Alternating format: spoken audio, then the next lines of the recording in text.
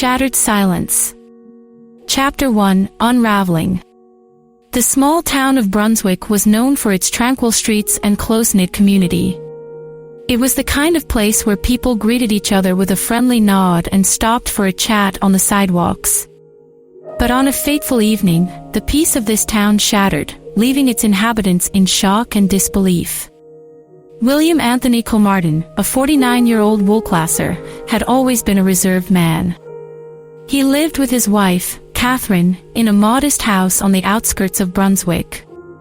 They had been married for over 2 decades, their lives entwined in a comfortable routine. However, beneath the calm facade, the weight of unspoken troubles burdened their relationship. Catherine had been away for the past 10 days, leaving William alone in their quiet abode. The reasons for her absence remained unknown to the townsfolk, only fueling the rumors that circulated through the grapevine. Some whispered of marital problems, while others speculated about infidelity. But regardless of the conjecture, Catherine's return marked the beginning of an end nobody could have predicted. It was a chilly night when Catherine arrived home, accompanied by her daughter from a previous marriage. The porch light flickered as they stepped through the front door, their voices carrying a hint of exhaustion and weariness. The house seemed to groan under the weight of unspoken tension, as if it knew the tragedy that awaited within its walls. Half an hour passed in silence until a single gunshot pierced the stillness of the night. Startled neighbors peered out their windows, trying to decipher the source of the sound. Panic rippled through the community, and soon the police were summoned to the scene. The bedroom door stood locked, refusing to yield to the anxious hands that pressed against it. The officers' urgent commands fell on deaf ears, for inside that room lay a heart-wrenching tableau of despair. With a resounding thud, the door finally gave way. The bedroom, once a sanctuary for a couple's dreams and aspirations, now became a haunting tableau of tragedy. William Anthony Kilmartin lay motionless on the bed, his life extinguished by his own hand. Beside him, a shotgun whispered tales of despair and desperation. Chapter 2: Whispers of Desperation. The news of the Kilmartins' demise spread like wildfire throughout Brunswick. Shockwaves reverberated through the close-knit community, leaving its inhabitants grappling with a maelstrom of emotions. The grief-stricken whispers echoed through the town, a symphony of confusion, sorrow, and unanswered questions. As the days wore on, the truth behind the tragedy began to unravel.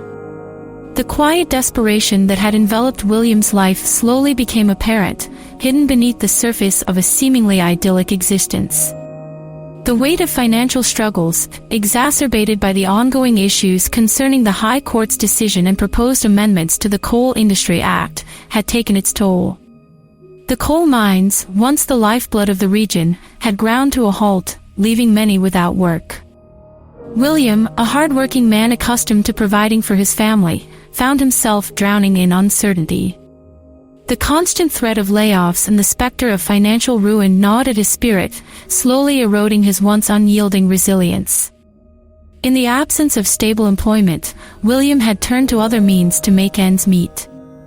His involvement in a clandestine operation, helping to smuggle coal to those in need, had become his lifeline. However, the illicit nature of his activities had taken its toll on his conscience, fueling a growing sense of guilt and despair. Catherine, too, had carried her own burdens.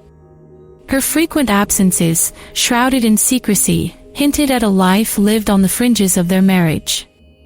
The weight of her choices, coupled with the strain of a strained relationship, had etched lines of sorrow on her face. Chapter 3: Shadows of Reflection.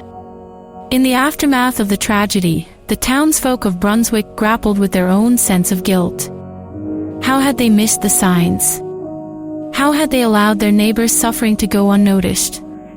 The weight of their collective sorrow pressed heavily upon them, their hearts aching with the burden of what-ifs and could-have-beens. In the search for answers, the community banded together, seeking solace in shared remembrance. A candlelit vigil was held, casting a warm glow upon tear-streaked faces. Stories were shared, memories resurrected, and slowly, the fragmented pieces of William and Catherine's lives were pieced together. Their daughter, left orphaned in the wake of the tragedy, emerged as a beacon of strength. In her tearful eulogy, she spoke of love and forgiveness, urging the townsfolk to learn from their collective failure to see beyond the surface.